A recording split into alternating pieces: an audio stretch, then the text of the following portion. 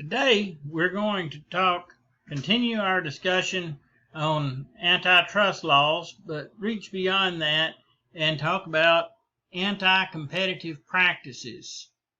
So, here, the topic for today, anti-competitive practices.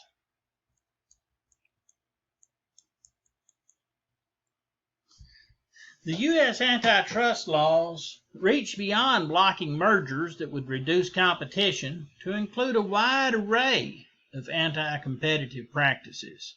For example, it is illegal for competitors to form a cartel to collude to make pricing and output decisions as if they were a monopoly firm. So, collusion, that is, working together to discuss pricing and output, that is in fact illegal in the United States. Also, cartels are illegal in the United States. You could say, well, OPEC is a cartel. Well, that's true. It's not in the United States. So cartels in the United States, they are illegal. So it's illegal for competitors to form a cartel to collude to make pricing and output decisions as if they were a monopoly. And cartels, they're also illegal. The Federal Trade Commission and the U.S. Department of Justice prohibit firms from agreeing to fix prices or output, rigging bids, or sharing or dividing markets by allocating consumers, suppliers, territories, or lines of commerce. Under U.S. antitrust laws, monopoly itself is not illegal. So that's a big point to know. Monopoly itself is not illegal. So monopoly is not illegal.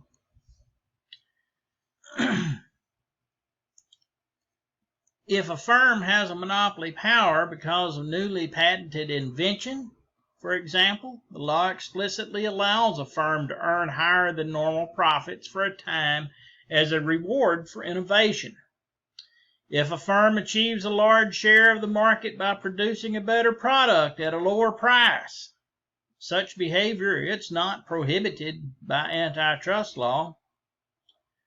Antitrust law includes rules against restrictive practices, practices that do not involve outright agreements to raise price or to reduce the quantity to produce, but that might have the effect of reducing competition. These restrictive practices, I'm going to tell you what they include. Restrictive practices include minimum resale price maintenance agreements, minimum resale price maintenance agreements. So, what is that? What is a minimum resale price maintenance agreement? That is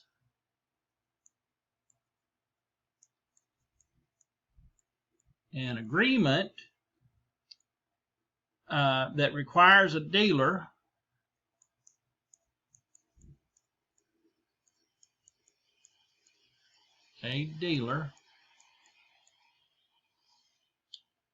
who buys from a manufacturer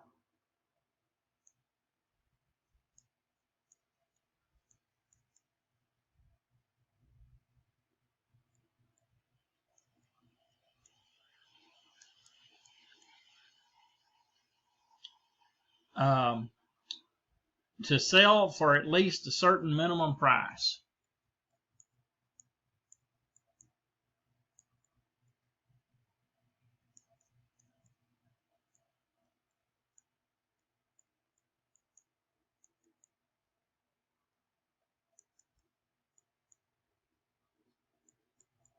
So, the restrictive practices, the first one, minimum resale price maintenance agreements. That's an agreement that requires a dealer who buys from a manufacturer to sell for at least a certain minimum price. Can't do that. The second one, it is exclusive dealing. So that's the next one. What is exclusive dealing? An agreement that a dealer will sell only products from one manufacturer. So an agreement that a dealer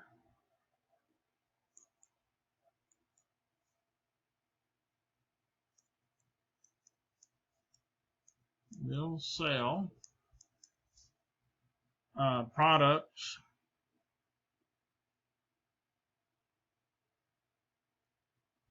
dealer will only sell products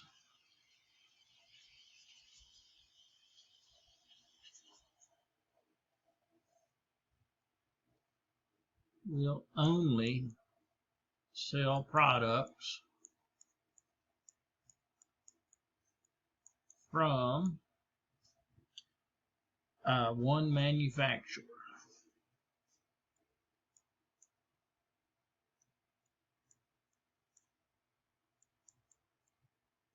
So that's another one to know. Exclusive dealing, an agreement that a dealer will only sell products from one manufacturer.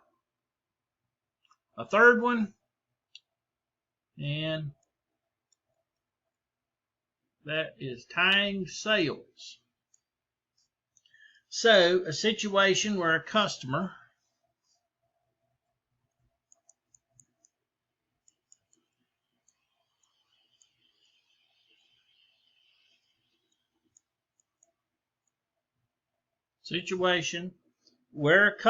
is allowed to buy one product only if they also buy another product.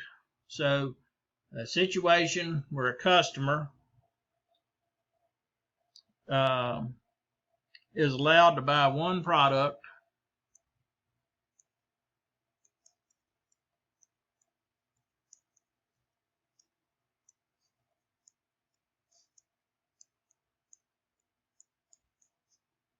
only if they buy another product. So the example in the textbook, by the way, these videos that I do, these pencasts, they go along with the OpenStax economics textbook that is available free of charge at www.openstax.org. So the example in the textbook is you can only buy a DVD player if you buy the TV. So the sale of the DVD player is tied to the sale of the TV. And the last one is bundling. And that is related to tying, and we'll talk about it in a minute. It may not necessarily always be illegal. We'll talk about that in a minute. But bundling is a situation in which multiple products are sold as one. So multiple products are sold as one. So tying, that's where multiple products are sold as one. That's similar to tying sales, however. Bundling can be illegal and is often, but bundling can be illegal, but it's also often beneficial to consumers, in which case it would be okay. So, for example, you might purchase a bundle that includes cable, internet, and phone service. I see lots of those bundles available. But in other situations, bundling might in fact be illegal.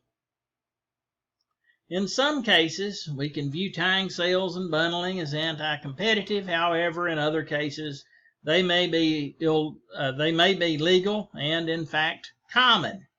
It just depends on the situation. Next, we are going to discuss the Microsoft case. So, again, we'll be discussing it as it was in the U.S. There was also a European Union case, but we're going to talk about the one in the U.S. So, the most famous restrictive practices case of recent years was a series of lawsuits by the U.S. government against Microsoft. Lawsuits that some of Microsoft's competitors encouraged. Having a monopoly or near monopoly is not necessarily illegal in and of itself, but antitrust regulators argued that Microsoft had gone beyond profiting from its software innovations and its dominant position in the software market for operating systems, and had tried to use its market power in operating systems to take over other parts of the software industry. For example, the government argued that Microsoft had engaged in an anti-competitive form of exclusive dealing. So they were accused of exclusive dealing by threatening computer makers that if they did not leave another firm's software off of their machines, that other software was Netscape. So if they didn't leave Netscape off of their machines, then Microsoft would not sell them its operating system. So you've got computer manufacturers that they're told, hey, we're not going to sell you Windows, or we're not going to sell you our software, our operating system, if you include Netscape on your machines. So government antitrust regulators accused Microsoft of tying together its Windows operating system software where it had a monopoly. So that's another one that we talked about, was tying. So that software was it was tied to where they had a monopoly. With its Internet Explorer browser software, so it did not have a monopoly, and thus using this bundling as an anti-competitive tool. The government also accused Microsoft of a form of predatory pricing, mainly giving away certain additional software products for free as part of Windows, as a way of driving out the competition from other software makers. In April of 2000, a federal court held that Microsoft's behavior had crossed the line into unfair competition and recommended that the company be split into two competing firms. However, as you know, since Microsoft is not now two competing firms, however, the court overturned that penalty on appeal, and in November of 2002, Microsoft reached a settlement with the government that would end its restrictive practices. And that completes section 11.2